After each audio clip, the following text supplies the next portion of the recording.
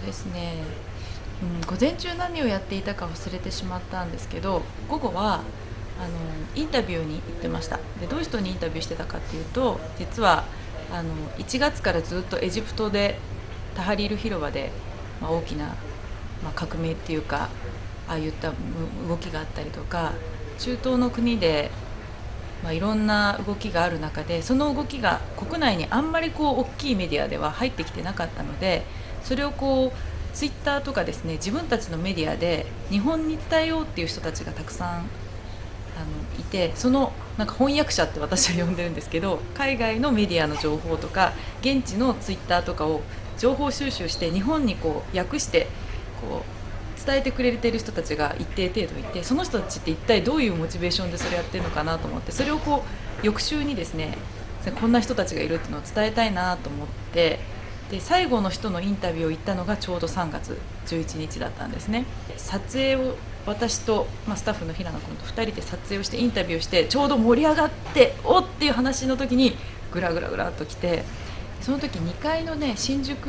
にあります大きいビルの2階にいて、2階だったのでそんなに揺れはなかったけど、でもやっぱりすごい長くて、座ってたんですけど普通にしてられなくて、私は床になんか降りたっていうか、椅子に普通に座ってられないなっていう感じで、まずいと思ってですね、その部屋にはテレビがあったんですね。でなんか普段使ってないみたいなんですけど、このテレビをつけてほしいって言ってテレビをつけてもらって、でしばらくはちょっと外の様子を見たり、中でずっとテレビを見て、ちょっと2時間ぐらいですかね、ぼーっとしてました。なんか何が起きたのかなっていうことでずっとテレビを見ていて、でテレビでも間もなく NHK の映像で津波の様子が、ヘリコプターの映像が入ってきたので、もう本当にこれは大変だなと思って、本当はただの地震だったらインタビューは再開して続くはずだったんですけども、ちょっと精神的にそういう状態じゃないので、ごめんなさい、その後また改めてインタビューに来ますって言って、でも2時間ぐらいなんか結構その方ともうその時なんだろう、全然知らない方なわけですけども、なんか2時間ぐらい濃い時間を過ごして大丈夫かなみたいな感じで、周辺のビルはね、もう続々とあれだったですよね。みんなね、退社命令みたいなのが出ていて、他のビルの人たちも続々帰宅するような様子が、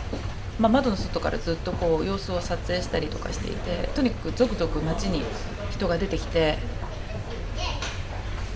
でさすがにですね、私も家族がいるんですけど、1時間以上経ってからかな、そうだまずい、家族どうなってるかなと思ってすぐに連絡しなかったんですね。だから携帯は使えないので連絡できなくて、で固定電話がそこの部屋にあったので、その固定電話でまずアワープラネット TV も自分のオフィスにも電話したけど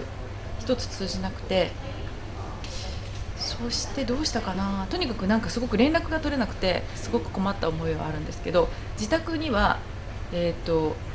電話をしたら通じたんですね。で娘に電話をしたら通じて、で1人の娘は自宅にいるってことが分かったんですね。で1人の娘が自宅にいて、ママ怖いママ怖いっていうか、早く帰ってきてって言っていて、でもう一人の娘が一体どこにいるのかって聞いたらわからないっていうので、これはまずいと思って、で外に出たら、もう最初はタクシーとかバスとかそういうことを考えてたんですけど、そういう状態じゃないっていうことが分かって、で、ずっとそこの新宿よりもだいぶ中野寄りだったので、そこからずっと歩いて、結局家に着いたの8時ぐらいなんで、もちろん近い方ではあるんですけど、ずっともう本当に中央からどんどん西の方に人が来てますから、私たちは逆になんていうかしら、逆向かっていくっていう感じで人をかき分けてずっと歩いていって、特に新宿とかを通ってったので、もう大変な状況の中で、途中なんかバス乗ろうとかいろいろ、飛ばすが実は走ってたんで、またこう下心を出してバスは乗れるんじゃないかと思って待ったりとか、なんかそういうことやって無駄な時間を過ごしてしまったりとかして、まあとにかく結局はこう歩いて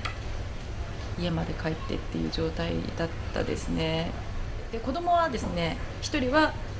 家にいて、まあ、怖かったけどずっと動かないでねって言って、まあ、余震がすごかったので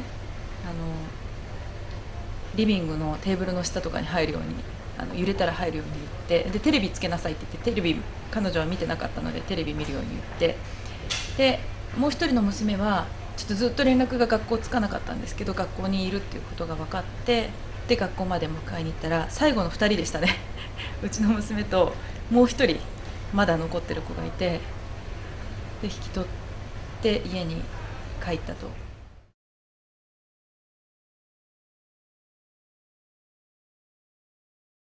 いやもう元に戻れない感っていうかうん、その時にインタビューした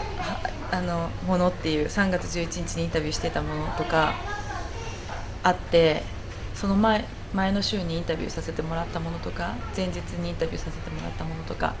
まあ、素材があるんですよね。翌週に出さなきゃいけないなと思ってたものがあって、いつかそれに戻りたいって思ってるんですけど、なんかやっぱりね、その前のことが考えたくないってわけじゃないんですけど、なんかこうちょっとなんていうのかな、まだそういうことができる段階にないなって。いや別に単に大した取材内容じゃないんですよ。ただ普通にそれをもう一回インタビューに行って編集すればいいだけの話なんですけど、なんかねそこに持っていくモチベーションが持てないっていう、なんかこう感じはありますよね。だから結局今、まあ、5ヶ月もうちょっとで経つんですけど、なんていうのかな、多分普通の人よりもものすごく東京にいて生活はほとんど戻ってますけど、ダメージは結構あるかなっていう、いろんな意味であるような気がしますね。なんていうか複雑ですよね。うん、とにかくなんというか、3月11日以前と3月11日以後っていう2つの世界はもう別世界で、私の中では、なんていうか、なかなかなんていうのかな、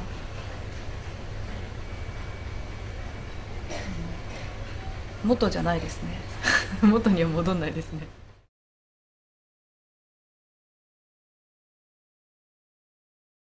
いや私ね、なんかもちろんなんかいろんなことで忘れないためにっていうのはあると思うんですけど、最近ねものすごい強い意志で長生きするっていうのがあって、私は昔は樋口一葉のようになんか儚く24歳で死ぬっていうのがなんか美しいんじゃないかって思ってて、なんか夏目雅子とかにも憧れてたし、やっぱりこう若いうちになんかこう発酵の美人みたいな感じでこう命について長く生き抜くっていうのに価値観を持ってなかったんですけど、今回自信があってですね、私の特技は長生きかもしれないっていうすごく考えちゃったんですね。まあ、もちろんいろんな健康の問題とかが出てきてすごい冷静に考えたんですよ。で考えてみればうちの親戚は全員長生きであると、誰も病気にならない、だから私もきっと長生きであると。ですいろいろ考えて、まあ、今までなんか長生きをしなきゃとかって思ったことはないんですけど、今はなんかやっぱり今まあビデオで記録をしてるわけなんですけど、やっぱりどこまでも死ぬまで記録しましょう。記録っていうかこうビデオを撮って、まあ、できればもう100歳ぐらいまでビデオを撮るやっぱり忘れないためにいろんなことができると思うんですけど、もう物理的にはとにかく長生きするぞっていう